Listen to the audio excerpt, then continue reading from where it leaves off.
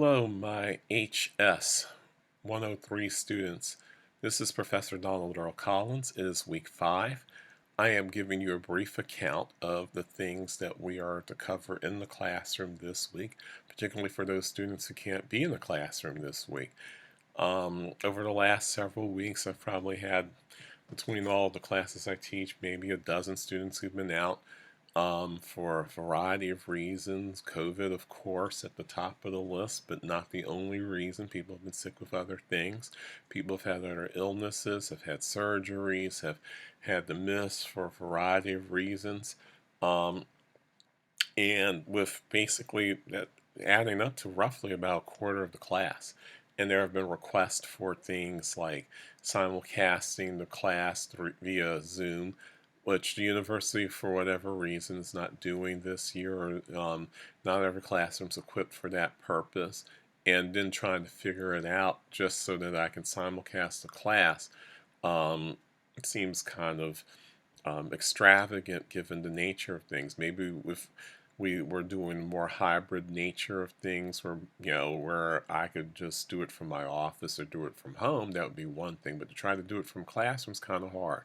Um, especially if the classroom's not well equipped for it, and especially, quite frankly, if I'm doing other things like running discussion, doing film, doing other things. So best thing to do is the thing that I've always done when I've taught hybrid classes and I've taught online, when I've wanted to give folks a sense of what a lecture looks like without being in person. I do a video recording and then post it. That's what I'm doing with this one. So I'll be doing these every week pretty much for the remainder of the semester until we hit this the presentation portion of the semester where people present their work from their freestyle projects, group and individual freestyle projects. That's coming up in a few weeks. So, or at least the process for building them starts in a few weeks.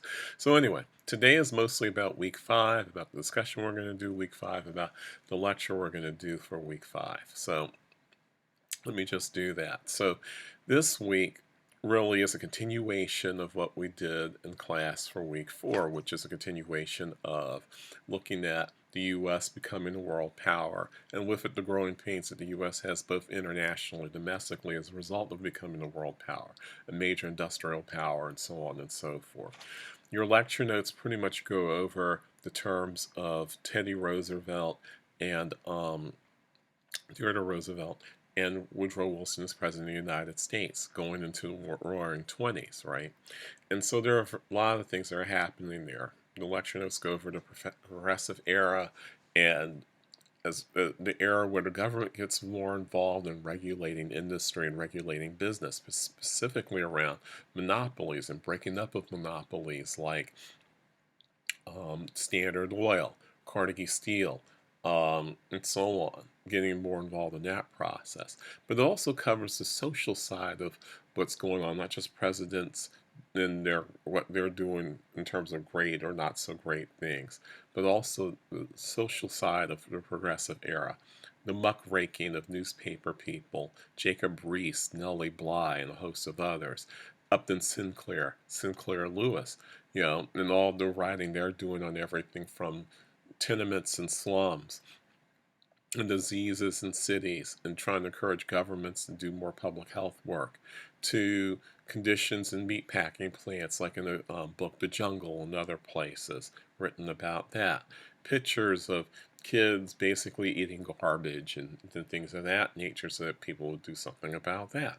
And government stepping in to try to regulate things with things like mandatory K-12 education, basically, or what the technical term is compulsory K-12 education, where everyone from the age of 5 up until the age of 16 is required to go to school. That wasn't a requirement. Didn't become fully a requirement in major parts of the country until the 1920s and 30s. But you start seeing city governments like Milwaukee begin to implement things like that in the 1910s and during the 19 teens during the World War I period. So just to give you a sense of the fact that progressive era was one where folks took what we would now, what some would consider then, and some still consider now, socialist ideas like making sure that every kid goes to school, making sure that everyone has clean drinking water, making sure that folks have running water in their homes and toilets so that they can flush down um, their crap into sewage systems to clean out water so that your cities aren't full of water that's going to give people typhoid and cholera and E. coli poisoning, salmonella infections, and so on, right? So that's all part of discussing Teddy Roosevelt, because he was a big proponent of many of these ideas, despite his imperialistic demeanor, his hypermasculinity, his not so benign racism, all of those sorts of things. His eugenics ideas, but also public health, conservation, busting up monopolies at the same time of building the Great White Fleet and going on hunts to hunt buffalo and water buffalo and the biggest animals. Elephants are the biggest animals on the planet. So, there's that. And then there's Woodrow Wilson, who is a pacifist, but also a staunch segregationist who believes completely and wholly in the inferiority of African Americans and set up a civil service system deliberately designed for the next 50 or 60 years to discriminate against African Americans, particularly in higher level positions within the federal government. He also segregated cafeterias in the federal government in Washington, D.C. This is the same guy who used to be the president of Princeton University, who, is the son of plantation owners, of slave owners, so it's not surprising. But also gets the country effectively involved in World War I as a result of a variety of circumstances like the Zimmerman telegram, and all that other stuff. We end up in World War I in 1917 as a country. And Wilson's entire intent of getting involved in the war, since once the U.S. officially declares war in April of 1917, is really, once the war is over, to have a seat at the table with the European powers to determine the future of world affairs, so that there are no more great wars that the U.S. gets dragged into, and so on and so forth. They develop something called 14 points, and those 14 points are things like self-determination, that each ethnic group, each group of folks can determine their own fate in terms of building nation states and so on and so forth. And he wants to see all that in the Treaty of Versailles once the war ends at the end of 1918. Doesn't happen that way because the European powers as a whole are still more powerful than the U.S. The U.S. might be a world power now, but it's a baby world power compared to the British Empire, the French, the Germans, the Italians, and so on, and they all pretty much tell Woodrow Wilson to pretty much shut up while they go about making rules and laws and creating a treaty that's meant to punish Germany for their involvement in the war, basically blaming Germany for a war that they all had a role in starting, to be honest, right? Part of me thinks, and part of the historical community basically sees Woodrow Wilson essentially as a white supremacist who's trying to, basically be on the same level as these other not so obvious white supremacists on the other side of the Atlantic. And when they essentially shun them for being, well, you're just a baby world power,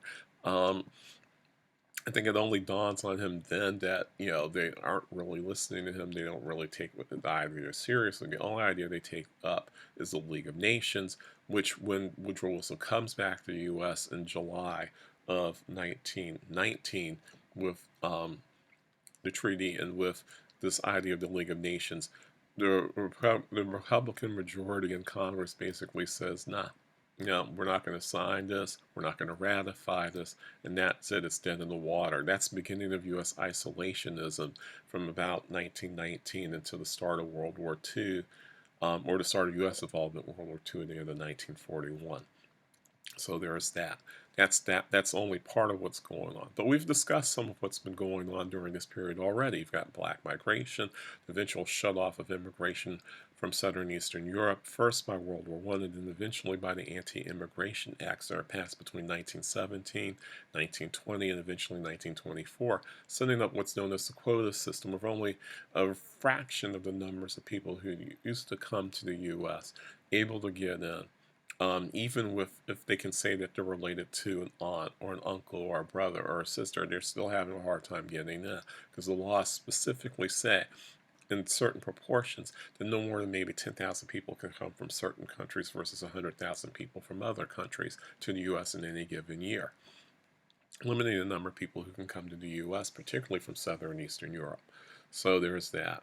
But in between all that, there's all kinds of stuff domestically that's happening, right?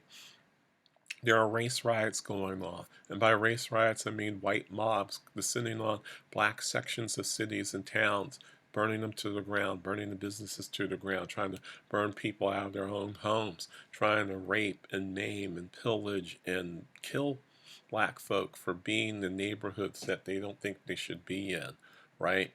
There are places like East St. Louis, Illinois that experienced this during the war, and Chicago, Illinois that experienced this during the Red Summer of 1919. And the following, but Chicago happened the week after what, and Washington D.C. riots happened there. This happened in over 100 cities across the U.S. during 1919 alone. Some cities in towns like Elaine, Arkansas were practically burned to the ground over this. There was the Tulsa race riot of 1921, which destroyed basically what was known as Black Wall Street or Greenwood completely. Estimates have the number of people dead at 300. Some say 600. Some have had the number much, much higher than that. They have found mass graves of these people in recent years who were burned and killed and raped and pillaged and businesses destroyed because the area was prospering due to oil. There's, and these riots pretty much, there's Rosewood in Florida, a little segregated Jim Crow town in Florida, black town, burned down. Race riot. Some of this is due to newspapers sensationalizing stuff, saying that a black Negro man raped white girl type stuff, right? Washington Post literally has a Negro man assaulted white girl in one of its front pages from July of 1919 around this kind of thing. So there's a lot going on going into the Roaring Twenties. There's a recession from 1919 to 1921 because all of a sudden, once the war is over, countries no longer need American foodstuffs. In Europe, they don't need American foodstuffs and American materiel, military equipment, as well as material, which is normal domestic trade. And so tariffs immediately go up because this is not a period of just globalization and free trade. It's where every country protects their domestic industries, their domestic production of food and whatnot. And as a result, everything that you were selling, lots of stuff crashes, and so the agricultural economy in the U.S. crashes because the cost. Because everything gets slashed and there's a ton of overproduction. Same thing with industries where people are thrown out of work. That contributes to this. What also contributes to this that people have been writing about in more recent years, quite frankly, is the Spanish flu pandemic, which is only called the Spanish flu because people finally identified this particular strain of flu in Spain officially in 1918 during World War I. But there are, according to a variety of experts, epidemiologists, virologists, historians, etc., that you can trace the origins of what we call the Spanish flu basically to the Midwestern U.S., maybe as far back as the fall of 2016. And the pandemic essentially lasts, because it becomes a pandemic, from about beginning of 1917 through the end of 1921 into 1922. So roughly 4.5, 5 years. Doesn't mean the Spanish flu just completely goes away after that. It's just no longer a pandemic by 1922, which means there's still local epidemics going on all around the world. The flu's still with us over 100 years later. That's why people get flu shots every year, is because there's strains of this stuff still out there, right? And while the U.S. kept, there were exceptions here. Washington, D.C. actually shut down for a couple of months at the end of 2018, beginning of 2019, because of the flu and so many people catching it and so many people going to hospitals because of it and so many people die. The official count for the U.S. is that 675,000 people died and 2.1 million people were sickened by this flu, but they only really kept records for 1918, 1919, and 1920, not for the entire period. Plus, just as we're experiencing during the current pandemic, these are undercounts. The overall around the world, the number is between 50 and 100 million people who died from the Spanish flu. 50 and 100 million. Why such a wide variance? Because again, there are significant undercounts all around the world. No one kept really good records on it, and there was no WHO in 1919 and 1920 to keep track of things. There was no World Health Organization. The United Nations was set up in 1919, right in the middle of the Spanish flu pandemic. But the impact had to have been huge, right? It had to have been huger than what we're talking about. Even though things kept going, the fact of the matter is people were radicalized during this period, either radicalized to be more conservative to the point of moving to ultra conservative, which is fascism, right?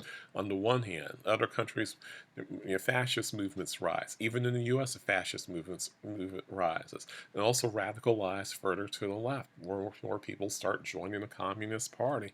More and more people become anarchist in this period. More and more people become socialist in this period. So, period of unionization, there's some unionization that takes off in the 19 teens and 20s during this period. There's certainly is more violence in the country due to organized crime and due to, quite frankly, to governments that aren't in control of anything, certainly at the local level in the 19 teens and 20s. So the Roaring 20s isn't just glitz and glamour and rich people and having fun and all of that other stuff. It's also about a country that's in recovery from a war, a country that's in recovery um, from war, a country that's in recovery from a pandemic, a country that's in recovery while going through massive growing pains as both world power that's an isolationist world power, but also domestically a country where you have this melting pot of different people who are not getting along and there are riots going on as a result.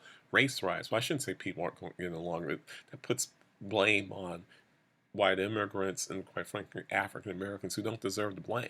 Native-born whites are the ones that are starting a lot of these fights. Native-born whites are the ones that are joining the Ku Klux Klan. Native-born whites are doing a lot of things to basically antagonize other groups who need, quite frankly, to defend themselves from the violence of white supremacy. So it's a caustic mixture of things that are going on in a period of relative prosperity, the rise of consumer culture and so on. But it's all relative. If you're living in major cities like New York, you might think the good times really are rolling. But if you're not in major cities and you're not part of the group that's actually prospering, because large parts of the country aren't, then you might realize that there's sort of a economic pall hanging over this country in terms of depression. And that leads to more radicalization, quite frankly, in this period too. And so if you really want to understand the U.S. in the period roughly between about 1910 until we get to about 1929, you have to understand that this is a period where that's well covered in a lot of ways, but it's well covered really from the standpoint of Roaring 20s, flappers, a lot of sensationalization of things, right? Organized crime, Al Capone, Sacco and Vanzetti, um, the Scopes trial and so on. While underneath, large parts of the country, half the country still lives in rural areas, still lives on farms, is depressed and has peaks of okay, things are okay, and then there are then periods of massive depression where things get worse and worse and worse, and people end up sometimes even losing their farms over stuff. Well, on the other hand, the average worker, yeah, their income goes up, but so does inflation, so does the price of certain things because of tariffs, and they're basically borrowing to do everything, including heat. And so it's not the greatest period to start consumer culture. Certainly not the greatest period to talk about prosperity. Um, and unfortunately, your textbooks don't even account for everything. They don't account for the Spanish flu and its impact, on a country for half a decade and how that would have affected the country. So, just like we're starting to do now, just ignore the impact of a pandemic on the psyche of a people and on people's economic presence and futures, on education and so on. So there's a lot packed in here for the next week, week and a half, but I just want to make sure that you're aware of all of that. And then finally, we'll continue to talk about writing and your writing assignment for that's ultimately due week 7, but this week you have a draft due to each other for peer review. For that peer review will take place week 6, that's due at the end of week 5, and we will discuss that in class on Thursday. We will also discuss The Great Gatsby and Passing on Thursday. So I want you to be prepared for all of that as we move on to week 5 and 6. Okay, that's it for today.